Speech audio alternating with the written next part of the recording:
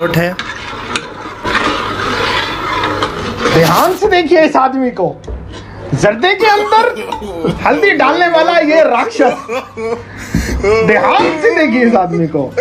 इस आदमी ने मीठे चावल बनाने हैं, जर्दा बनाना है। ये देखिए इसको इतनी तौफीक नहीं हुई, मार्केट में गए थे तो रंग ले ले, इसने वापस आके हल्दी डाल दी। ये हल्दी से जर्दा बना रहा है माशाल्लाह। हम पता नहीं की बनूंगा, देखेंगे जब बनूंगा तो फिर देखेंगे।